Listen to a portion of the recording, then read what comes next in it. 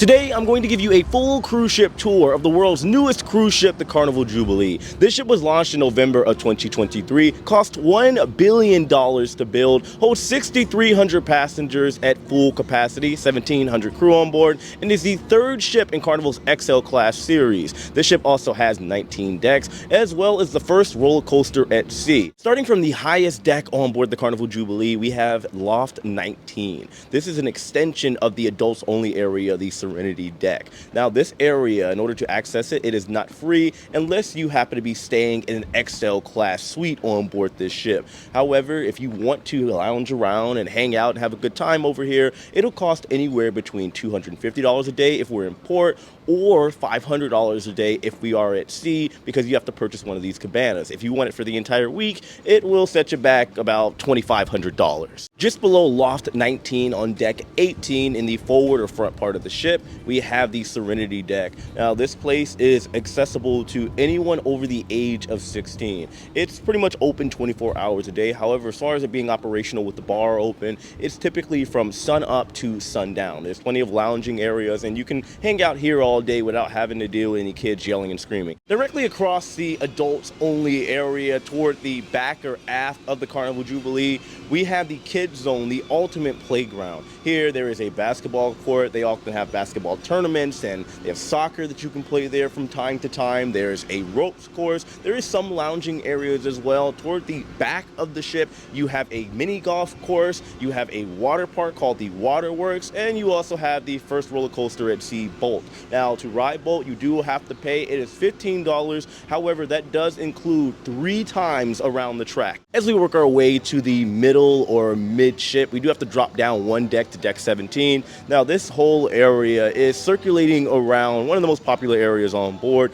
the Lido or pool deck. There's just plenty of areas to lounge around, hang out. You have the upper deck of the Red Frog rum bar, the drinks there, and on most of the ship as far as the bars, it can average anywhere between $12 to up to $15 or $16 per drink. And well, you can have a good time out here, hang out and see what's going on, do some people watching on the Lido deck. Making our way towards the back or aft of the ship on deck 18, we have Guy's Burgers. This is a complimentary dining option where you can come here, eat for free. It's definitely a crowd favorite. Just be careful here because this is where you come to gain an extra 5 to 10 pounds during your cruise. There's also the Club O2. This is the teen area between the ages of 15 and 17. Directly across from Guy's Burgers, we do have Circle C. This is the preteen hangout area between the ages of 12 and 14. Do keep in mind, for all these daycare-like areas, they are not open during port days when the ship is in an island or visiting a destination. They do, however, have evening hangout times in which if you parents want to go out and have a drink somewhere, you can drop them off here. There is also the Warehouse Arcade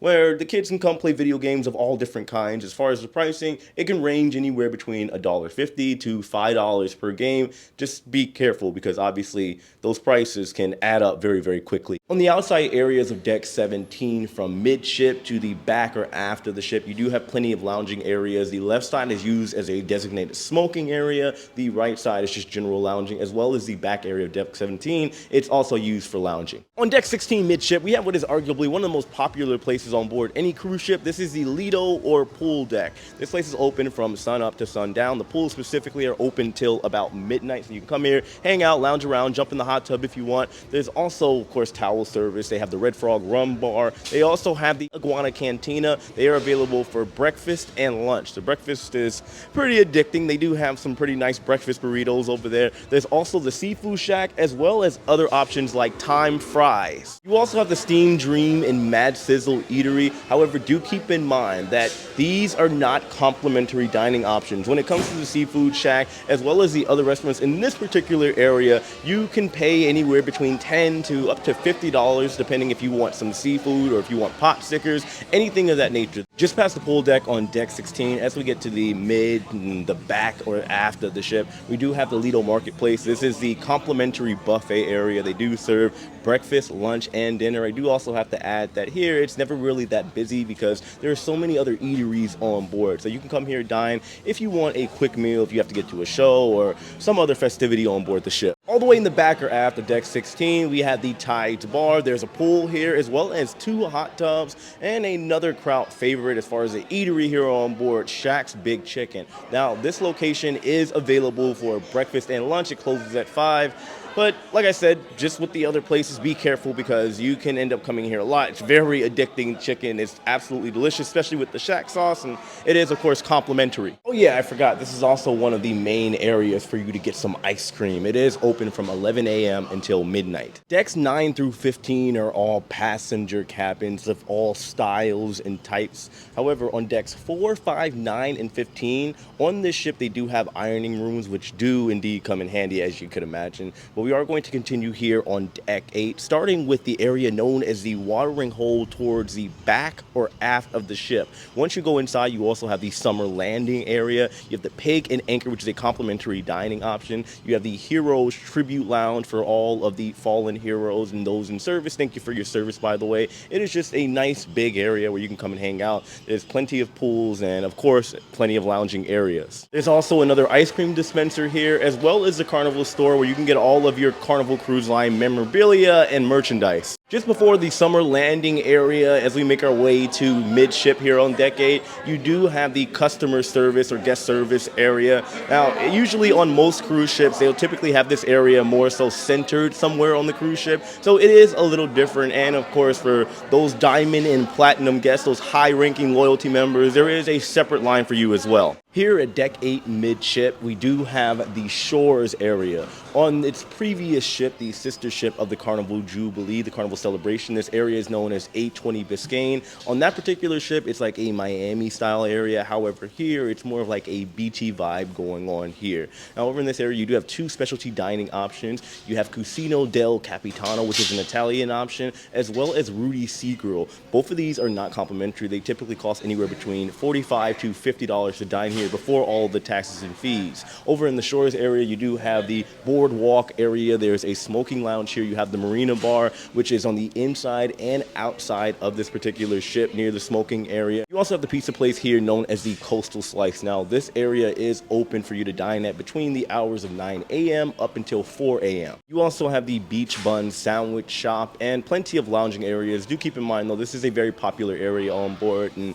whether it's late at night, in the evening hours after the nightclub gets out, or in the middle of the day, unless we are in port, this place is usually pretty busy. Just past the shores area, you do have the Dream Studio as well as the Pixels Art Gallery. This is, of course, the photo area here on board the ship in the event you want to take some photos that'll last a lifetime to take with you home. On deck 8, in the middle of the ship, you do have the Grand Central area. Now, this area does overlook the main staging area here in the heart of the ship and does encompass decks 6, 7, and 8. You also have the Effie Jewelry Store. You have Tag Heuer. I hope probably mispronouncing that name, but I do apologize for that, but it is a watch store. You also have Bonsai Sushi and Teppanyaki over here as well. As we make our way to the forward or front part here on deck 8, you do have a continuation of Dream Studio. Just past that, you do have the Havana Bar. Now, during the day, this is a relatively quiet area. You want to read a book or hang out, and this is the place to go. However, during the evening hours, they do play some Latin music, so you want to do some salsa, some bachata, some merengue.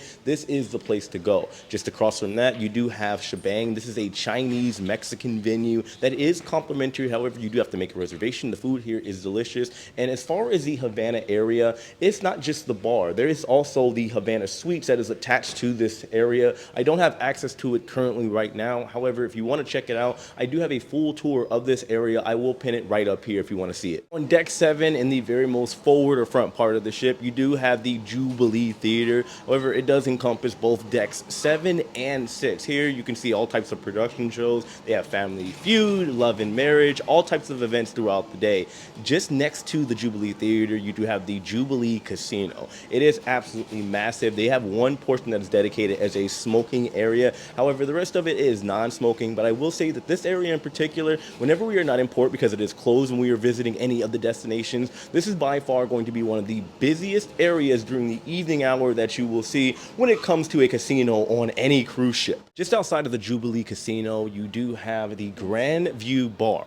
This is a small bar that is open during the daytime, and it does overlook the entire theater. So if you want a good view, just arrive here earlier, but you will have the perfect view of any production show or any event going on in this particular area. As we make our way to the back or aft here on Deck 7, just outside of the Jubilee Casino, you will find the iconic XL chair. This one in particular is branding a Texas star. From there, you'll see the Island Trader store. Here you can get sunglasses, you can get really wacky, tacky, touristy, tropical shirts, swimming trunks, stuff of that nature. Next to that store, you have the Portside Liquor and Tobacco. This is the duty-free shop where you can get all of your cigars and things that you might want. Just past that, you have a very popular venue here, the Limelight Lounge. Here they have karaoke. This is where the PG comedy show also takes place, and it also is a nightclub during the evening hours. Just outside of that, you have one of my favorite bars here on board, the Alchemy Bar. Very unique area to get some cool drinks. It is a little bit more pricier than the rest of the bars for the most part.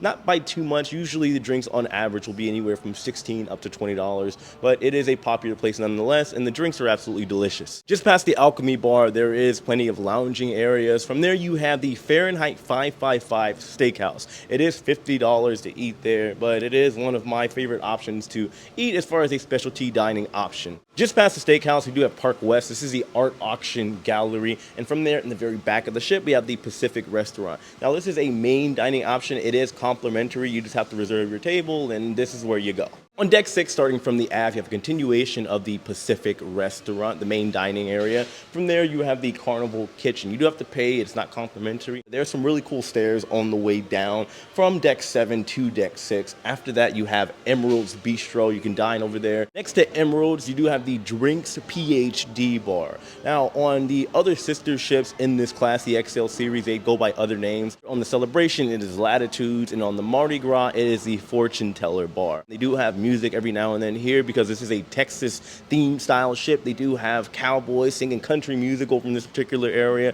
as well as other events like a wedding, for example. Just past Drinks PhD, we do have a hip fish section. They have a fashion area, accessories area, as well as a beauty and fragrance area. Across from Hip Fish on Deck 6, we have the Golden Mermaid. On other ships, it's the Golden Jubilee. However, in this area, there's a nice bar. There is a giant model of the Carnival Jubilee over there as well. In the central or middle of the ship, we have Grand Central area. This is the bottom end of it here. Like I said, they have all kinds of shows. There are 3 different views from Deck 6, 7, and 8 if you want to see what's going on. You also have the Cherry on Top candy store. Next to it, you have the Jamba Blue Cafe. This is where you get all of your coffee. There is also another bar attached to the Grand Central area. Just past Grand Central, working our way to the forward or front part of the ship, we do have the Piano Bar that's open during the evening hours. Very popular venue known as Piano Bar 88. Next to that, you do have the legendary coins here for the cruise ship as well. And